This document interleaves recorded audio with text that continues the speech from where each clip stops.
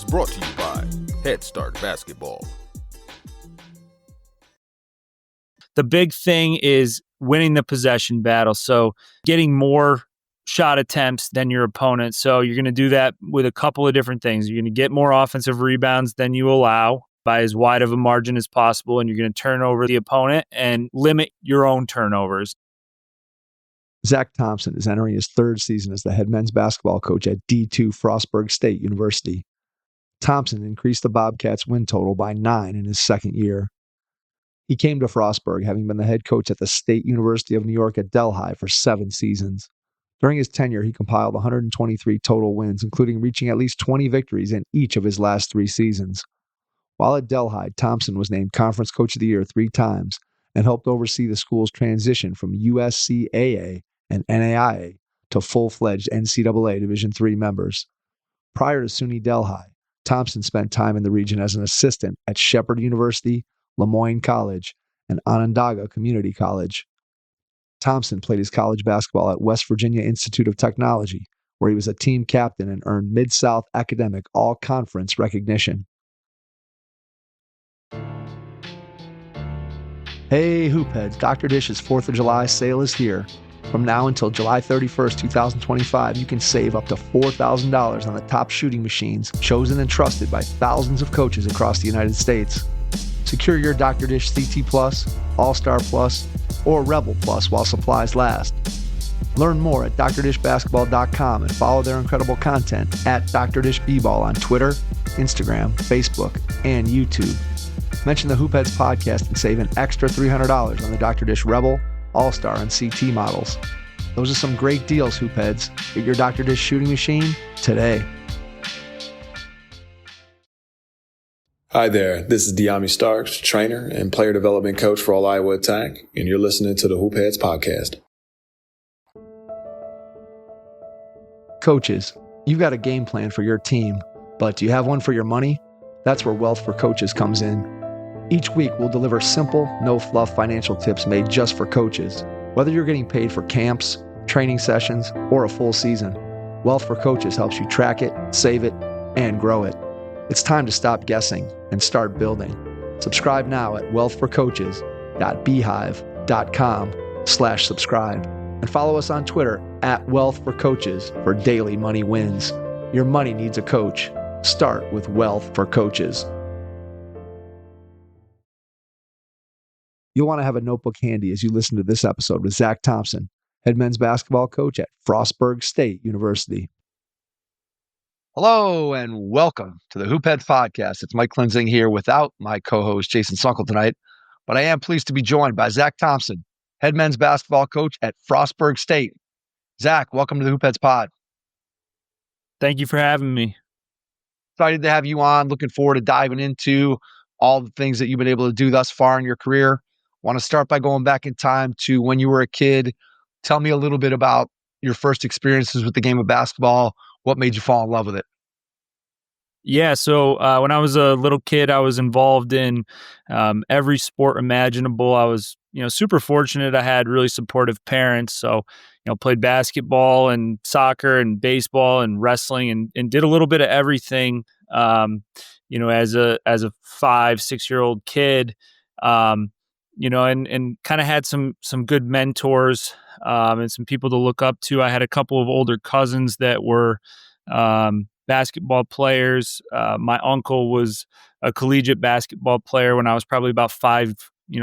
He started college right around when I was about 5 years old, and had some coaches in my family. My mom's cousin and my mom's uncle were both collegiate coaches. So was exposed to the game at a pretty young age, and everybody in my family, particularly on my mom's side, is pretty obsessed with basketball. So it was a kind of an easy and almost an expected part of being a part of my family that you were going to like basketball at bare minimum. But a lot of us, myself included, really love it.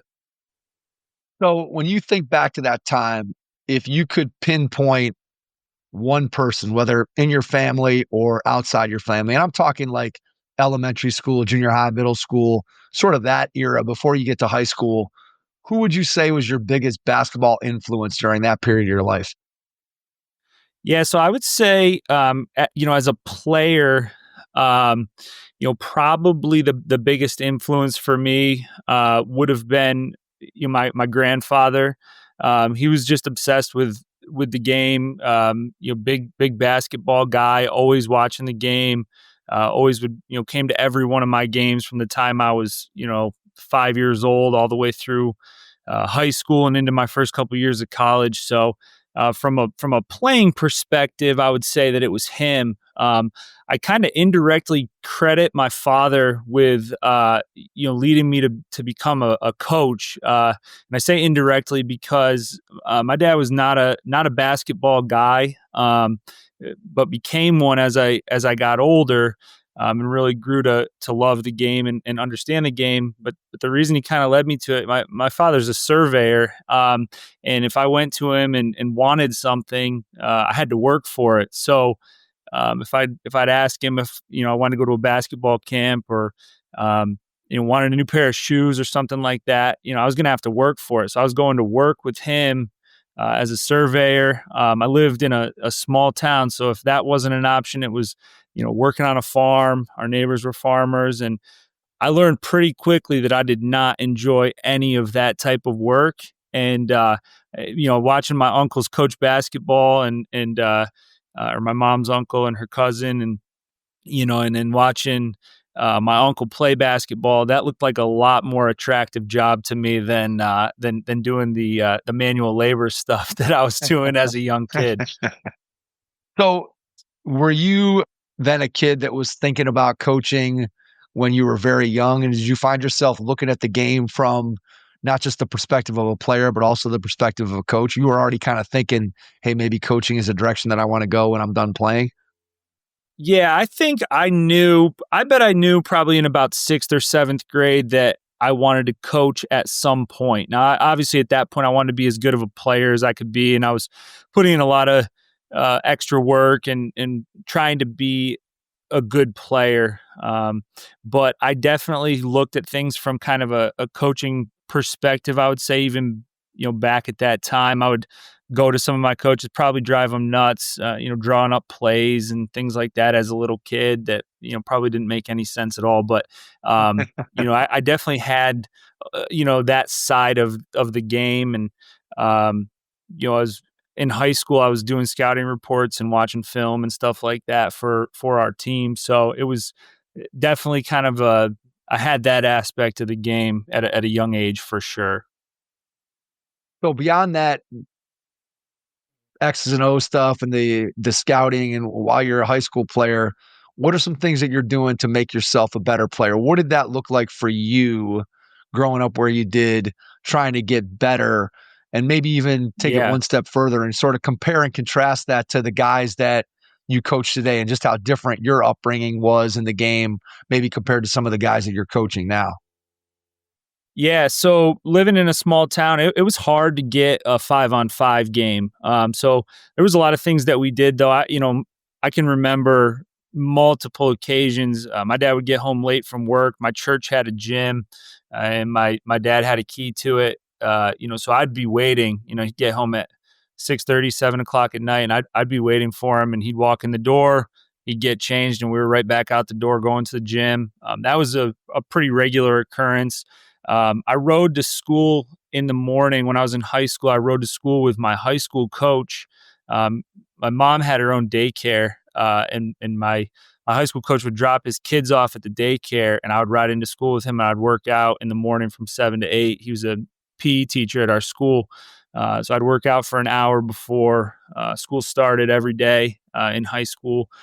So I was doing a lot of that. I had a neighbor right up the street from us that had a nice outdoor court, and we would play 2-on-2 or 3-on-3 out there under the lights at night quite often.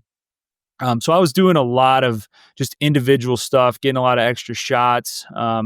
Mentioned my father, and he'd rebound for me all the time. So I was just really trying to put in as much extra work. Particularly getting a lot of extra shots wasn't probably as invested in the weight room as guys are nowadays. It was a piece of it, but I don't know that we understood the importance quite as much as everyone kind of understands now of that aspect of player development.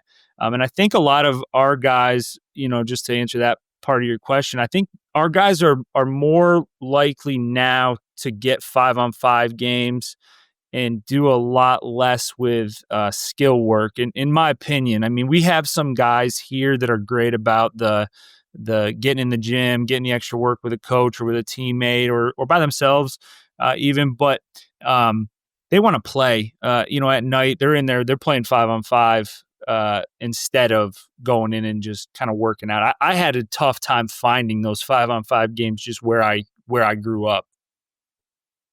Do you have a plan when you're working out by yourself? When you think back now to sort of what you did when you were in the gym by yourself, what did that look like? Were you planning before you got into the gym for an hour, here's what I want to work on tonight? Or was it more kind of haphazard, for lack of a better way of saying it? I always tell people, so again, I'm a lot older than you. And back in the mid to late 80s, as I was in high school, I had basically two workouts through high school and college. I had a workout that I did when I was by myself. And then if I was lucky enough to have somebody else that would shoot with me, then I had a different workout. And now I look at all the creativity that there is out there in terms of player development and how easy it is to go and look on YouTube or just see something on Twitter and be able to incorporate that into what you do. And then I think back to like, God, how did I not get so bored of just doing the same? I got pretty good at those drills, Zach, but I'm not sure. Bet, yeah. I'm not sure I maximized my player development time in terms of what I could have been doing. So just how did you approach that as a high school player in that time when you were by yourself? Yeah, I would say early on in high school, I didn't do a great job of planning out what I was doing. I went to Dave DeVenzio's National Point Guard College or National Point Guard Camp, whatever it was called, and kind of learned there a little bit more about planning out workouts and that sort of stuff, and got a lot better in that regard. Once I got into college, I was very organized with what I was doing, and it would be, I wouldn't say I necessarily had an exact workout that I followed every time. I had kind of a bunch of different drills that I liked, and I would pick, maybe 5 or 6 of them that I was going to do every time I would go in the gym and work out. So I got a lot more organized with that stuff the longer that I was playing, and I would adjust and do different drills depending on if I had, like you said, had somebody to rebound for me or a teammate that was going to be taking shots, in between the shots that I was taking and that sort of stuff. And as my brother got older, I have a younger brother. He's 5.5 years younger than me and was a college player himself. And we would work out together when he was in high school and I was in college and was home. And so that became like really good because he had his own set of drills that he liked. I had drills I liked, and we would work out together. And I think we got really organized around that time. But no, initially I would just, for lack of a better I really had no idea what I was doing. I was just going to the gym and just getting as many shots as I could and trying to be, become a better player, but definitely not the type of organization that I had later on in my career, and the type of organization that some of our guys now have, the guys that go and work with a trainer and have been around college basketball for a couple of years and really understand how to get better. What's your favorite memory from playing high school basketball? Oh boy. That's a great question.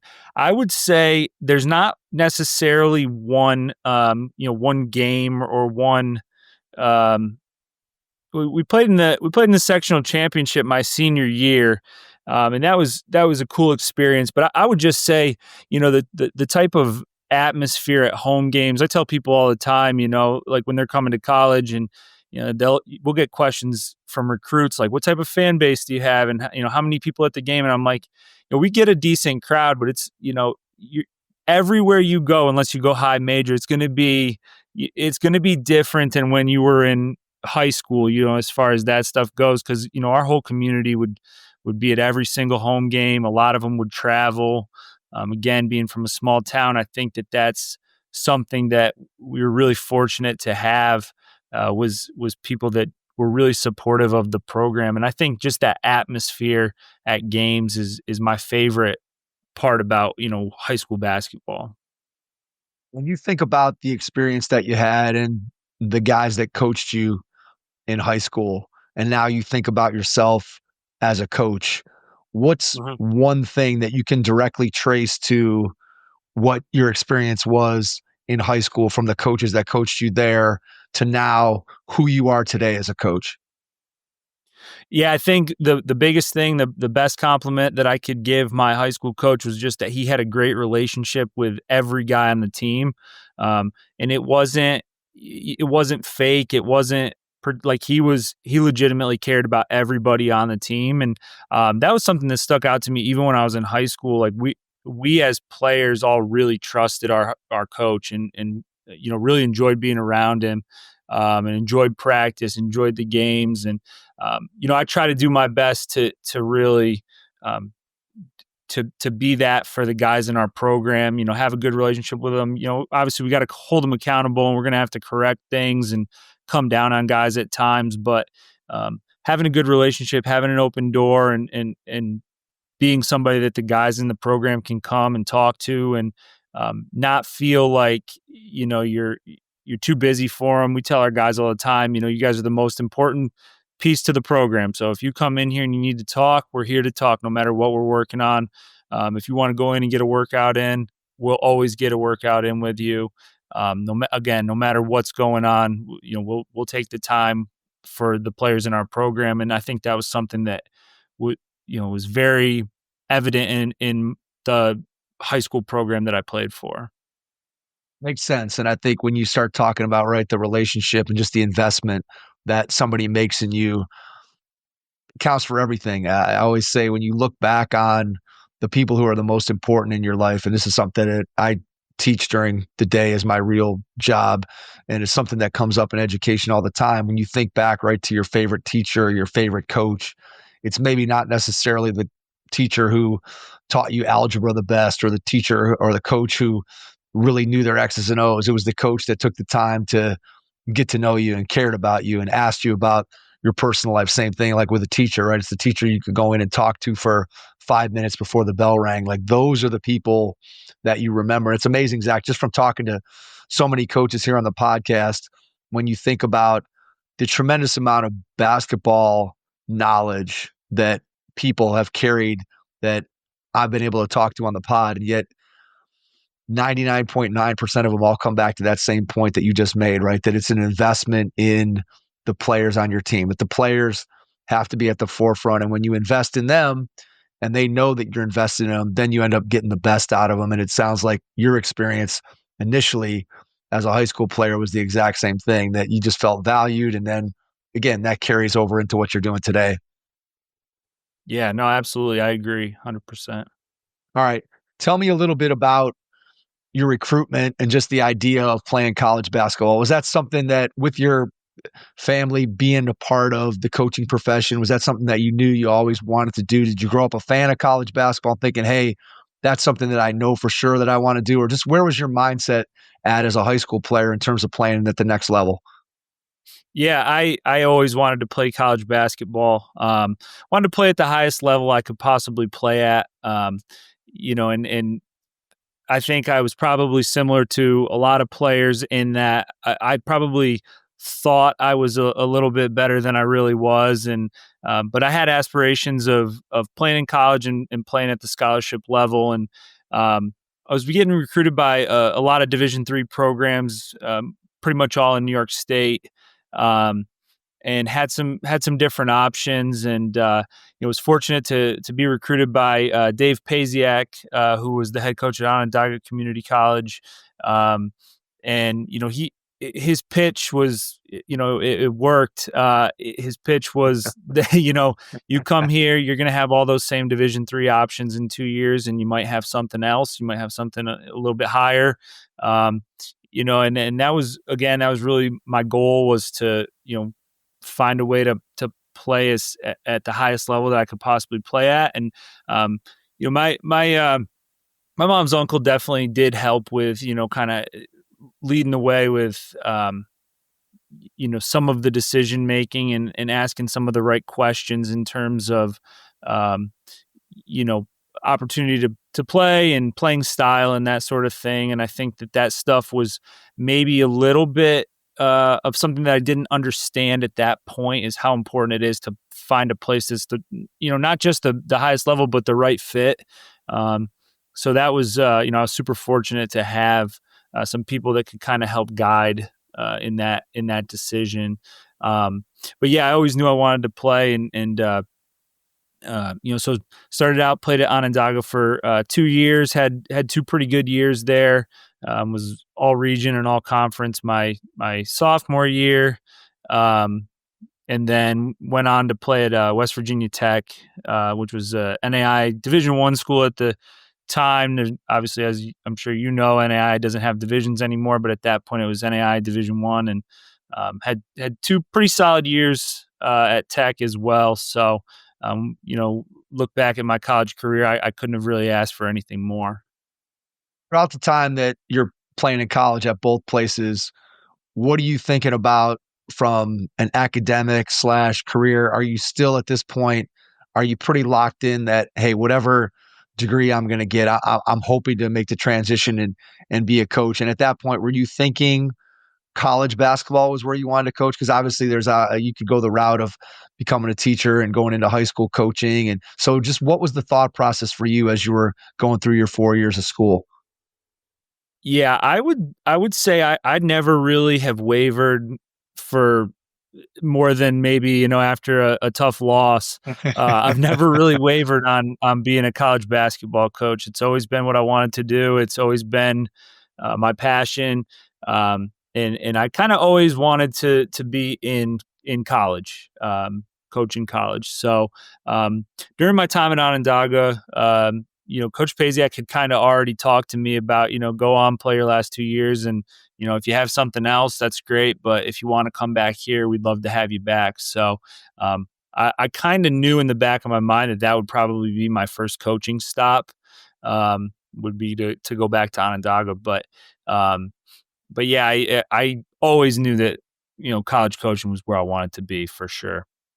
Made it pretty easy compared to a lot of guys coaching searches, right? They get done and they're like, I have no idea. And maybe their coaches had connections and were able to get them different places, but it sounds like you kind of had that lined up. So just talk about taking that job and what it was like to go back to. I always think it's interesting to think about as a player, right? You're in the program, you're playing for the head coach. I always felt like as a player, I'd never really thought that much about what the coaches did, other than seemed like they showed up to practice. They were there 5 minutes before I was there. And then, I took a shower and went back to get some dinner and go whatever. And then who knows what the coaches were doing after that. Like I was completely unaware of what was going on. So I always figured and thought, wow, to be able to then step behind the curtain and see with the actual guys that coached me, what that was like, what they were actually doing, would have been incredibly eye-opening for me when I was a young kid of 22, 23, right after I graduated. I never had that opportunity, but just talk about what it was like to go back to your same program, working with your same coaching staff, except now instead of being a player coach, now you're colleagues. What was that experience like for you? Yeah, so I guess I should back up a little bit. My freshman year, I tore my ACL 12 or 13 games in. So I actually got to kind of try my hand at coaching for the second half of my freshman year, because I wasn't able to play. So I got kind of a little bit of a sneak peek there for a little bit of my freshman year, which was the injury obviously was pretty devastating at the time, but it was a cool aspect of just kind of getting to see the coaching side of things. Then when I came back after my 2 years at Tech, I would say one of the nice things, because I have some friends that have become GAs or assistants at the school they graduated from, and they're trying to coach and correct the kid that they played with the year before, and maybe were going out with the year before, and that sort of thing, and hanging out with. And the nice thing for me with it being a 2-year school was when I came back, it was a whole new group of kids. So I didn't coach anybody that I had played with, which was nice. But it was a very interesting kind kind of perspective of what goes into coaching in that we had some, we all kind of had some, impressions of who our coaches were, like who our head coach was, who our assistant was, and who our other assistant was, and kind of their personalities. And they were pretty far off once we actually got behind closed doors as just coaches. We all thought our head coach was like kind of a little hard on us and that sort of thing. And he was behind closed doors. You knew that he loved you. Like he was very much about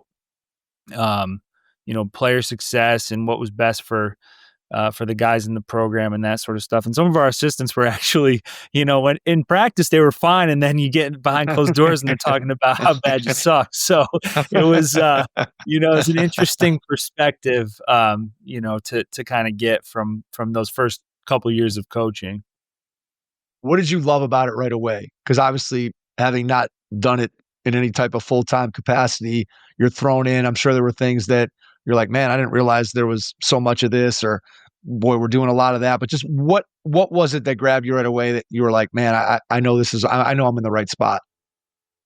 Yeah, I think, developing a program, getting to spend time around the game, and just seeing players develop over the course of their, at Onondaga, it's obviously, like I said, it's a 2-year school, so you're only getting to develop them for a couple of years, but you're helping those kids to achieve their goals, helping them to move on and go to their 4-year school if that's what they choose to do. And most of our guys did choose to kind of go that route. And but seeing the development with our players over the course of those couple of years, the part that was the hardest was just that I still wanted to play. But aside from that, I loved everything else about it. I actually liked going out recruiting. Liked preparing for opponents, liked practice, liked everything about all of that stuff. Loved the games, but wanted to be out there playing still. Did you get to play a little bit in practice? Every once in a while. Yeah, we would play pickup pretty regularly in the off season as well. And, over the summers and stuff like that. And I'd get to play a little bit like when we'd run camps and stuff, but a little bit in practice as well. It's amazing how much you miss it. Like, I'm 55, Zach, and I tore my ACL when I was 42, and that was the end of my playing career. It was probably over before that, just because I wasn't playing very often. And when you get to Right. when you get to that age and you're playing like once every 3 weeks, and then you can barely walk after you play, it's really not that fun of a thing. I was always like, man, if I could play 3 or 4 days a week, I could probably be fine. But playing once every 3 weeks just wasn't cutting it. But it's amazing how, when you think about just the amount of time that you spend, right, as a kid, and just how much you just love, like, there's a reason. I think this is something that I think about as a coach, right? And I think about this as a parent too, that sometimes we get so serious about the game, and we lose sight of the fact that, why'd you pick up a ball, man? Why did I pick up a ball? We picked up a ball not so we could grind and not so we could figure out all this different stuff. We picked it up because we just love to play, and it was fun. And I think, like, as a kid, and that what you just said rings so true to me, that when I stepped away from the game, and obviously I'm still playing in men's leagues and I'm still playing some pickup basketball when I'm in my early 20s, but it just wasn't the same. And the ability to play has never, the ability to play has left me. The desire to play, the desire to play has never waned. I probably have more dreams about playing basketball and winning or losing basketball games than I do about anything else. And I haven't played competitively for 30 years or whatever it is. So it's kind of crazy. And that what you just said rings so true to me, just about, man, I still want to play. I still want to play. So it was hard for, a handful of years for sure. All right. So after you get done at the alma mater, then the next opportunity is at Moyne. Tell me how that comes to be. Tell me about the transition from, again, a program you're familiar with to you're suddenly in a new place that you haven't been before. I was extremely lucky. So I used to work Moyne's camps from the time I started playing at Onondaga. And then when I'd be home in the summer from Tech, I would work the camps again. Then when I came back to Onondaga, I started, once again working their camps. And I'd been applying to some GA positions and some different things, and was kind of striking out. And I had started reaching out to some different coaches and asking if I could meet with them, and just talk about, kind of the path to moving up, the path to getting the next job. And Moyne just happened to be one of them. I went in, we walked in with a Onondaga blue polo on, and a pair of khaki shorts, I think, and sat in the office with Steve Evans, who was the head coach at Moyne at the time, and just started asking him some questions. And then it kind of turned into a makeshift interview. And he said, I don't know if you're aware, but Nick Nashe left, or told us he was leaving 2 days ago, and I need to get a GA in position. Would you be interested in the job? So just, I happened to kind of reach out at a time that, was a position had opened, and he knew who I was. I had worked his camps, and I was obviously very interested, wanted to coach at that level. And he gave me an opportunity, and he was very, very hard to work for at times, but the type of guy that when you're not working for him, he'll give you the shirt off his back. He's great. He's done a ton for me and a ton for my career. To answer how things kind of were different at a place I was unfamiliar with, they were a lot different. At first, it was more of an observatory position, trying to learn, trying to figure out how they were playing. I got the job. It was the school year had started already. They were practicing, and they had a lot of stuff in. They had stuff in from the previous year, so just it was playing catch up initially and figuring out how he wanted to play. And but once I did, it was a tremendous experience for me, and super high level basketball in the Northeast 10. And so I really enjoyed it, and I'm super appreciative that he gave me that opportunity. But yeah, it was a ton of fun for sure. One of the things that I always think is interesting is when somebody starts out their coaching career like you did in a program where you played, right? Where you're already familiar with sort of at least the rhythm of this is how practice goes. This is the offense that we run. This is how our coach runs the program.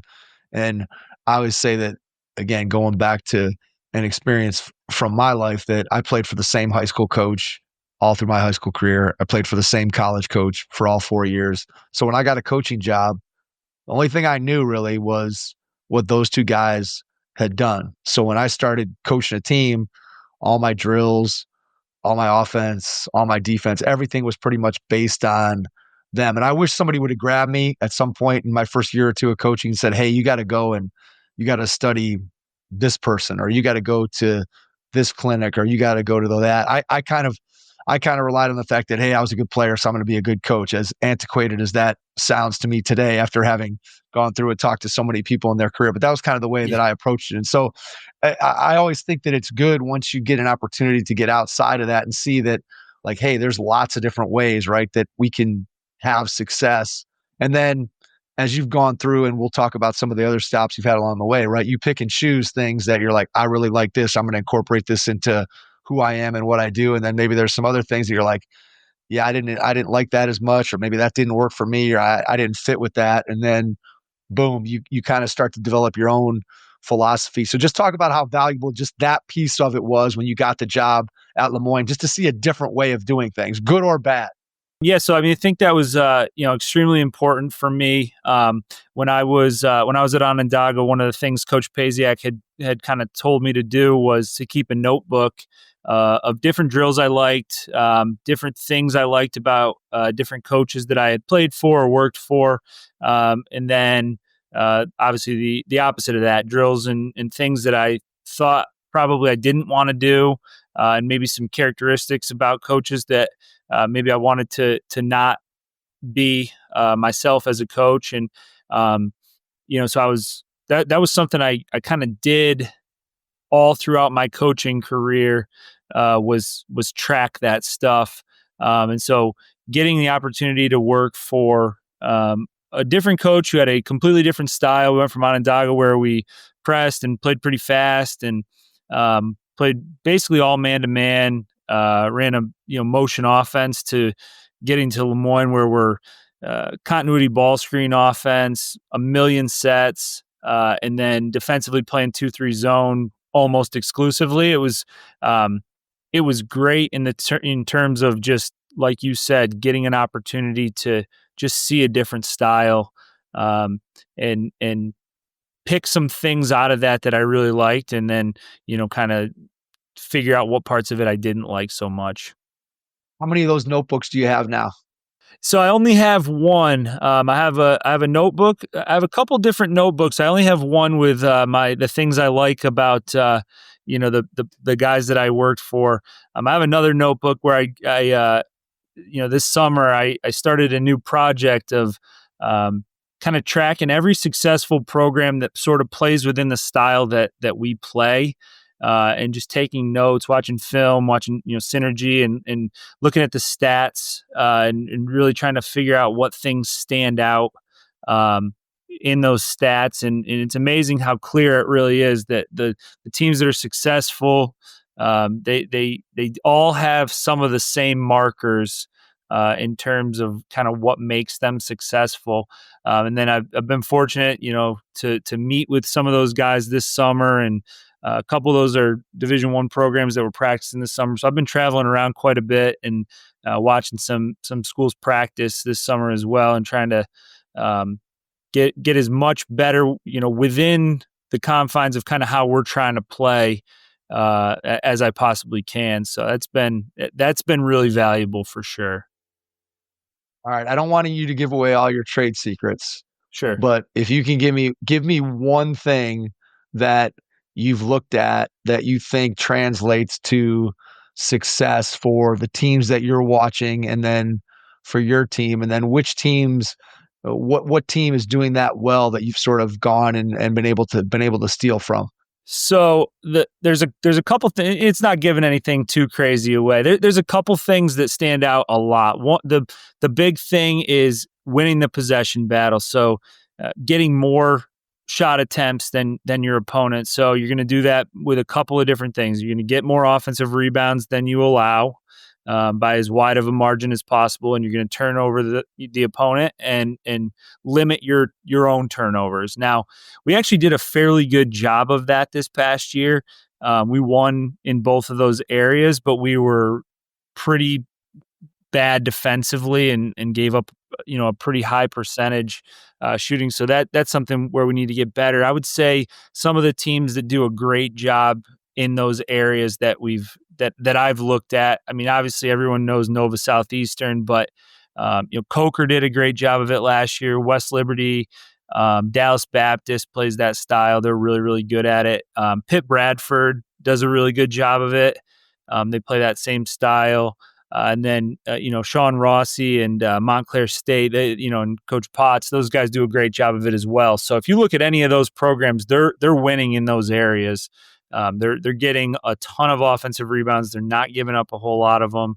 And then they're turning their opponents over probably 7, 8, 9 more times than they're turning it over every game. So even if they shoot the same percentage, they're getting 10 to 15 more shot attempts per game.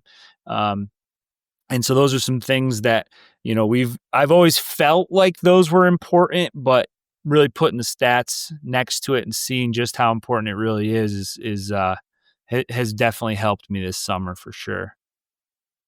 So as a coach, do you look at, okay, so let's take those two statistics, offensive rebounds and turnovers. You can look at it, there's two sides to each one of those, right? You can either get more offensive rebounds yourself, or Yep. you can prevent your opponent from getting more offensive rebounds. Obviously, you'd like to do both if you could, but you could focus on one or the other a little bit more. And same thing with turnovers, right? You can either say, hey, we want to be a really low turnover team ourselves, or maybe when we want to play more pressure defense and turn the other team over. So when you think about those two statistics, do you lean one way or the other with each one of those, or do you try to cover sort of all four areas, for lack of a better way of saying it? Yeah, I think, we want to be at least solid in all four areas, but I'm very aggressive by nature.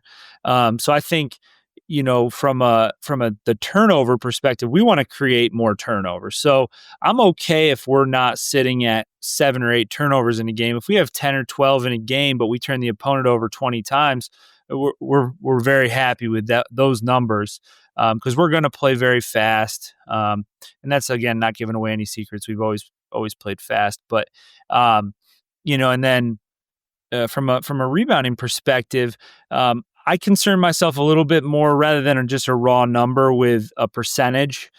So we're trying to offensive rebound a specific percentage of our misses and hold our opponent under a specific percentage of their misses. So I'm a little more balanced in terms of the offensive rebound versus defensive rebound number. We're trying to get 40% of our offensive rebounds and give up under 30% of the opponent's misses. So it's a little bit more of a kind of need to have both with the rebounds, I would say.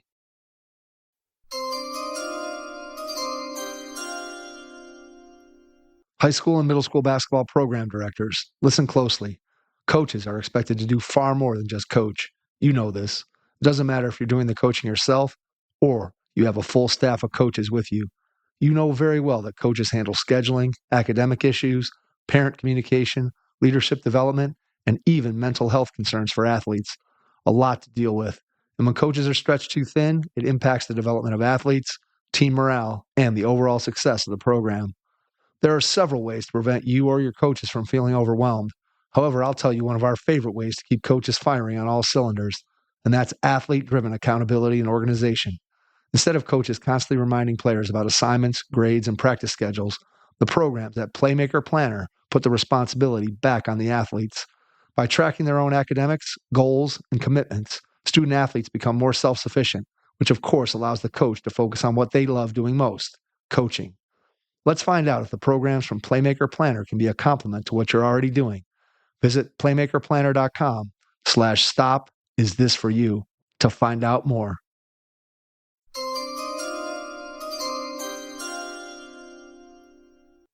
As you wrap up being an assistant at Shepherd, you get your first head coaching job. Tell me a little bit about the transition from being an assistant to taking over your own program, what you remember about those initial days on the job as a head coach. Yeah, so it was an interesting transition. So when I took the job at Delhi, Delhi was transitioning from a 2-year school to a 4-year school. So they were starting the NCAA process. We were going to compete in the USCAA postseason wise, but we were not eligible for like NCAA postseason and stuff. When I took the job, there had been a head coach there for a while, then there'd been an interim guy, and then me. And so when I took the job, I had 1 returning player and 0 recruits, and I took the job in June.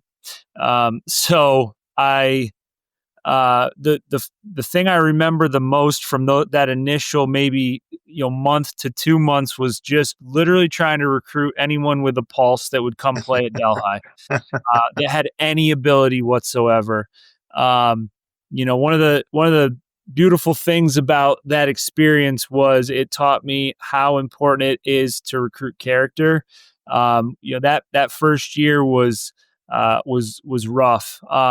To say the least. I spent more time in the university police office than I probably spent in my own office for different things on campus with kids getting in trouble and stuff. And, I swore to myself that I would never do that again. No matter when I took a job, I was never doing that again. And fortunately haven't had to go through that again. So how do you, when you think about recruiting for character, obviously makes your job as a head coach so much easier both on and off the floor. When you think about recruiting for character, what are some things that you look for in players? So I'm thinking intangible wise. And then as you're looking for those things, how do you vet out what makes a guy a high character guy? What are some things that you do to determine whether the guy has the kind of character that you want to bring into your program? Yeah, so I would say, some of the things that you'll see initially would just be how a player interacts with their teammates on the court, how they interact with their coach. If a coach gets on them a little bit, are they saying something back, or poor body language, that sort of thing, or are they responding kind of the right way? Obviously, it's recruiting has changed a lot with the transfer portal.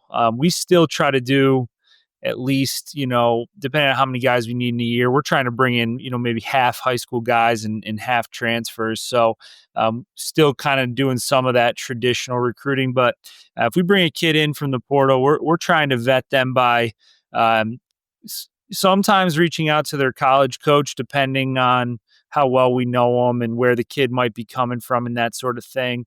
But if not, going back and even contacting their high school coach and getting kind of a report on how the kid is. I've found over the years that most people are pretty honest. I'm very often found somebody that'll say the kid's a great kid, and then you get them and they're kind of a knucklehead. Most coaches will be honest. I'm always honest. If somebody calls me about a kid that's leaving our program, I never try to run anyone into the ground. I'm just honest. If they're a really good kid, I tell them. If they're not the greatest, I'm telling them that as well. So. But as far as the vetting process goes, I think that's really important. I think it's important to always try to get kids on campus as well for their visit. Some of our older players, our returning players, they really have a good gauge for the type of kids that we're looking for. So I always try to create opportunities for our guys to spend time with the recruits without the coaches around to kind of get a feel for the kid. If we can get them to stay overnight, that's even better. Sometimes kids, for whatever reason, aren't able to or don't want to. And so we try to still set up some time for them to be around the players by themselves. I think that has really, really helped over the years, even back to my time at Delhi, to really get a good gauge for the type of person that the young man is. And sometimes, if they come with family members or parents or whatever, you kind of see how they interact with them as well. If their mom says something, they roll their eyes. It's not a good sign. There's always going to be those moments where maybe you don't want your mom to say something, but it's probably not the right the right approach to when she does say something. So just kind of reading all those different things and trying to make sure we're bringing in the right kids for the program. Tell me what attracted you to the job at Frostburg. What was it about the potential of the program that made you think, hey, this is going to be a really good opportunity for me to build something special? For sure. Yeah. So I would say, initially the location, we're, less than 2 hours from Pittsburgh. We're just over 2 hours from Baltimore, just over 2 hours from DC, 3 hours from Richmond. So we can get to a lot of places where there's a lot of good basketball in a short period of time. We have every single major you can imagine. So as far as like, if there's a kid you want to recruit and you want engineering, we have engineering. We have sports management. You can come here and become a teacher. You can do literally anything you want to do from Frostburg. And then our facilities, the gym is okay. It's not the best gym in the conference, but I would say our campus is probably overall the best, or at least top 2 or 3 campuses in the conference. It's really, really nice. And people are always super impressed when they come here. I think one other thing that was really attractive was there's only 2 Division II programs in the whole state of Maryland. So, as far as kind of getting some Maryland kids, I would say our roster is about 50-50 Maryland and out of state. And, but we can always attract, Maryland's got really good high school basketball. So we've got a pretty big pool of players to pull from. And then I think, having a good working relationship with the women's coach is always a good thing. And I knew Jenna from our time at Shepherd together. She was the women's coach at Shepherd when I was the assistant there. So I knew that she'd be easy to work with and fun to be around and all that type of stuff. So that was another piece that was just a huge sell for me as well. Yeah, I think if you can get yourself into the right environment and see the potential of the job that you're taking, right? It goes back to what we talked about in terms of players, right? Trying to find the right fit. And it sounds like as you're looking around and you get the opportunity at Frostburg, you're looking at all those different factors that you just laid out and said, hey, this is the right fit where I think I can come in and make a difference and build something special. Yeah. Talk to me a little bit about just how you design a practice. What's your philosophy for putting together a practice plan? How do you do it? How do you structure it? Just go through the sort of step by step how you plan out a practice. Yeah. So the first thing we always want to do is make sure that it's going to be really, really competitive. Every single drill that we do is, we're keeping a score. There's a winner and a loser.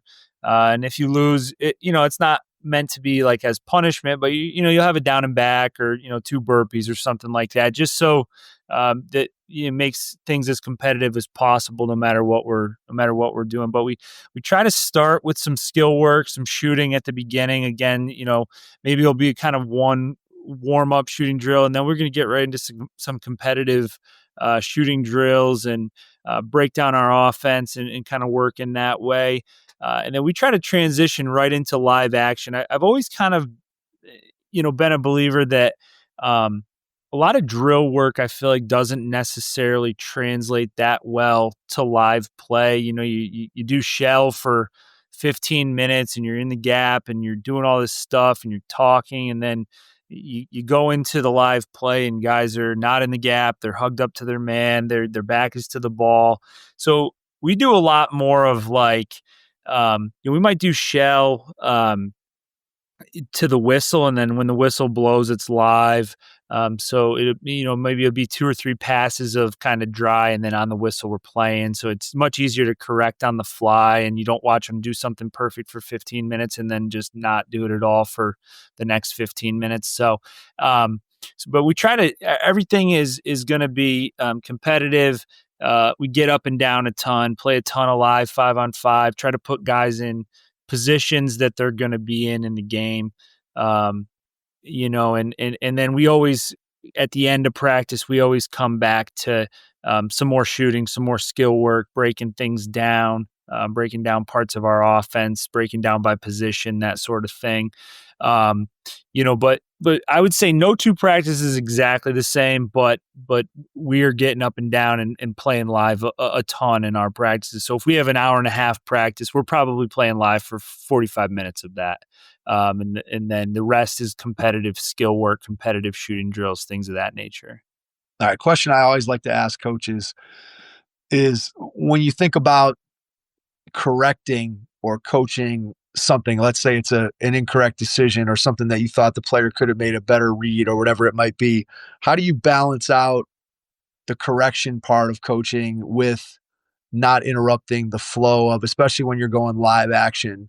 How do you balance out, hey, when's the right time to stop it and intervene versus letting the flow of the action continue and maybe talking to a kid when they come off the floor, or maybe doing it even in a film session? How do you balance that out as a head coach?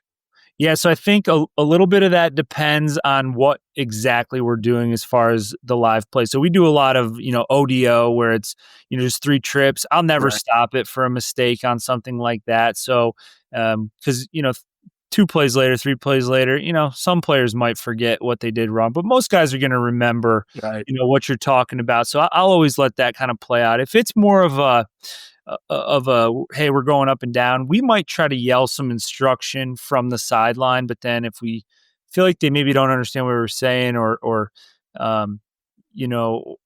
it happens again, or another guy does it, then we'll stop it and interject. And it also kind of depends on what the mistake is. If it's a bad shot or something like that, we don't overcoach shot selection, but we might say something to a guy on the fly about the shot.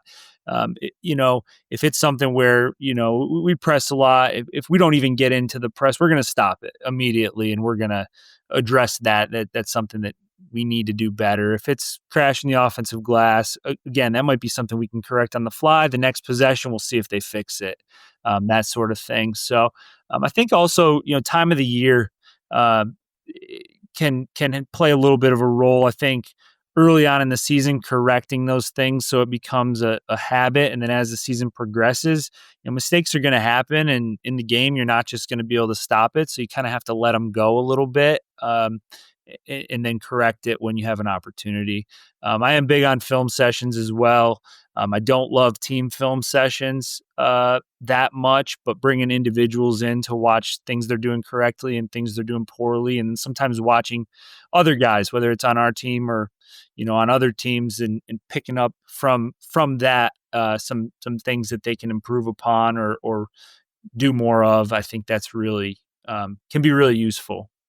How do you build that film time into your day, into a player's day? How do you fit that in, let's say during the season while you're playing games? Yes. So usually after the game, I'll reach out to some guys that I want to do a film session with the next day, or if, maybe have one of my assistants do a film session with the next day, and just kind of figure out what a good time is going to be to bring them in, and then just everybody has synergy nowadays, so just finding those few clips you want to show. It's usually not going to be that long.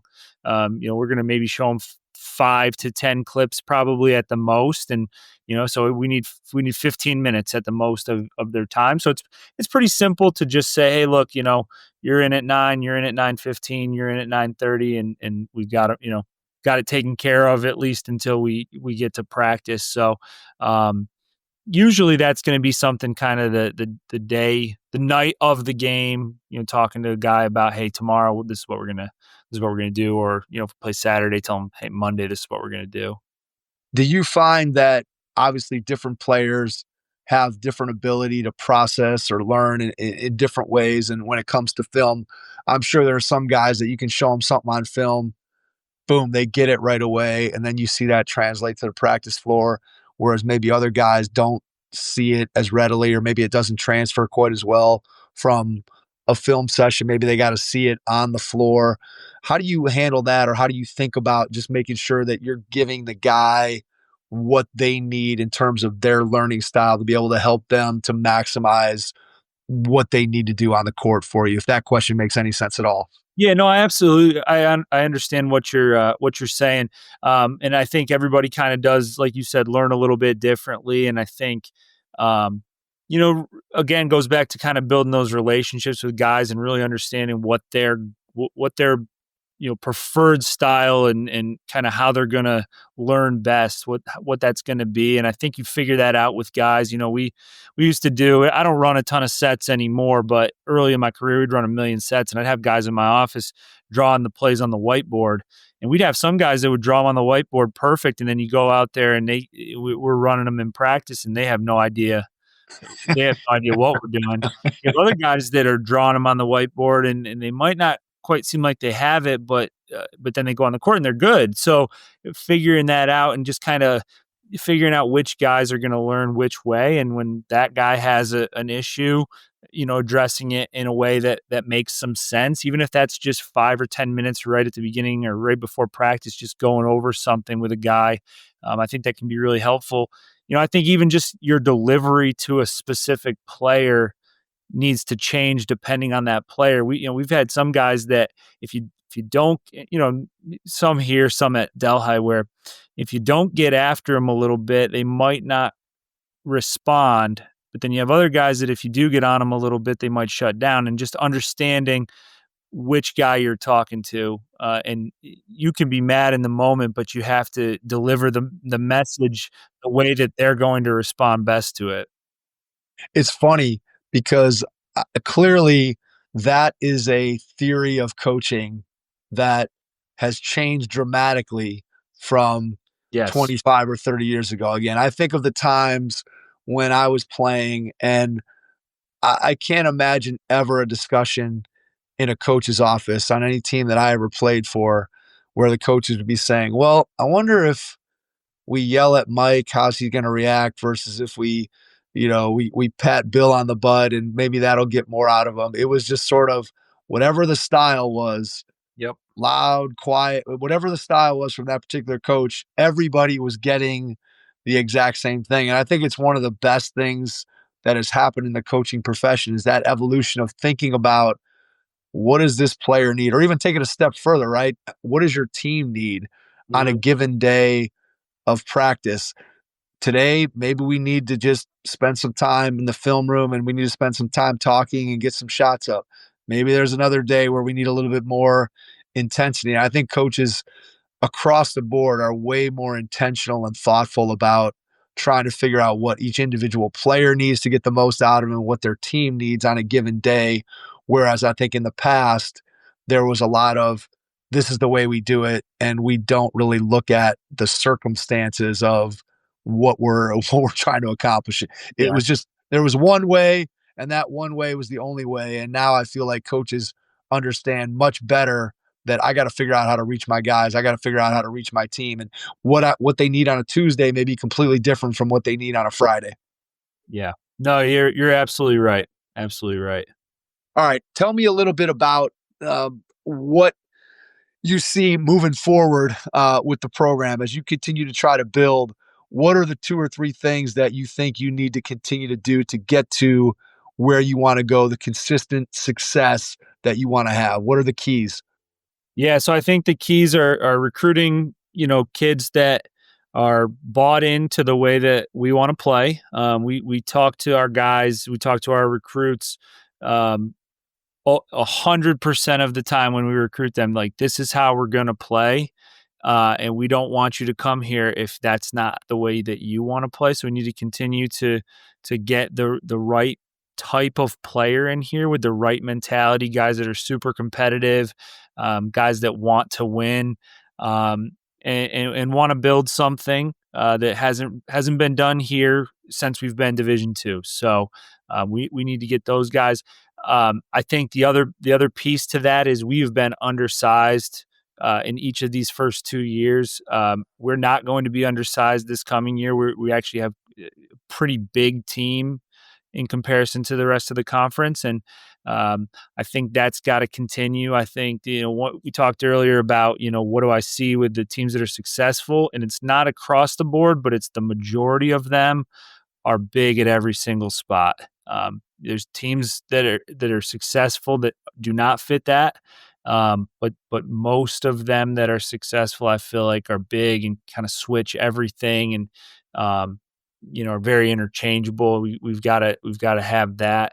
But I just think those are the things. I mean, collective buy-in, guys that want to play the way that we want to play, that are unselfish and good overall team size. And I think we're headed in the right direction. I really like our roster for next year. We've got a solid group of returners, guys that were good players for us last year that I think can be great players for us this coming year. And then we've brought in some pieces that I think can be really, really good for us as well.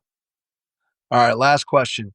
Yep. When you think about what you get to do every day as a college basketball coach, going back to when you were a kid and thinking about, hey, someday I want to be a coach. And now obviously you've been in the profession for a long time. You've been a head coach at 2 different places. What brings you the most joy about what you get to do day in and day out? Yeah, so I would say that the thing that brings me the most joy is, a lot of coaches will kind of take the opposite side to this, I think, in terms of the fact that they miss a lot of time with their families and that sort of stuff. But I think the thing that is awesome for me is the fact that, like, my family is super invested in our program. So my wife is really, really supportive. I have 2 little boys. One's 7, one's going to be 5 in a few days. My 7-year-old missed maybe 5 practices last year. He's awesome. At every practice with a whistle around his neck and a practice plan tucked in his waistband, running around playing one-on-one with any guy that'll play him, and blowing his whistle when he's not supposed to sometimes. But at every practice, he traveled to a couple of games last year. They're at every game, and just getting to see my my kids become obsessed with the game that I love. I think that's been something that's been super, super rewarding. And then seeing the guys in our program at Delhi and now at Frostburg as well become like family to my family. I think that's been super special. My wife is kind of like team mom a little bit, but my boys are at practice running around, and all the guys are great with them. And I think that's just such a cool experience for them to be around all different types of kids and all different types of players. And they think it's super cool. So, I love that for them. So that's probably the thing that brings me the most joy. Integrating one family with another, right? When you can put those two things together and spend time with both of them, because we both know how intense the life of a college basketball coach is and how time intensive it is, and just, again, the investment that you have to make in order to be successful. And so when you can incorporate and have family time and have both of those families be a part of that, I think there's nothing better than people who do that well and can integrate it. And again, when your kids love being around it, it's something special that not everybody gets an opportunity to do that and to have that as part of what they do as a basketball coach. And so for you to have that, I know is tremendously valuable and special. So before we get out, Zach, I want to give you a chance to share, how can people reach out to you, get in touch with you? So social media, email, website, whatever you want to share. And then after you do that, I'll jump back in and wrap things up. Okay. Yeah. Email is always good. It's on the website, but ZW Thomsen, THOMSEN at frostburg.edu, or Instagram at Coach Z Thomsen. I do not have a personal Twitter. We have a team one, Frostburg MBB, I think. And we have a team Instagram as well. So any of those are great. Love talking basketball. If anybody wants to reach out or wants to do a Zoom or a call or anything like that, I'd be more than happy to do that for sure. Zach, cannot thank you enough for taking the time out of your schedule tonight to join us. Really appreciate it. And to everyone out there, thanks for listening, and we will catch you on our next episode. Thanks. Your first impression is everything when applying for a new coaching job. A professional coaching portfolio is the tool that highlights your coaching achievements and philosophies, and most of all, helps separate you and your abilities from the other applicants. The Coaching Portfolio Guide is an instructional, membership-based website that helps you develop a personalized portfolio. Each section of the Portfolio Guide provides detailed instructions on how to organize your portfolio in a professional manner. The guide also provides sample documents for each section of your portfolio that you can copy, modify, and add to your personal portfolio. As a Hoopheads Pod listener, you can get your Coaching Portfolio Guide for just $25. Visit coachingportfolioguide.com/hoopheads to learn more. Thanks for listening to the Hoopheads podcast, presented by Head Start Basketball.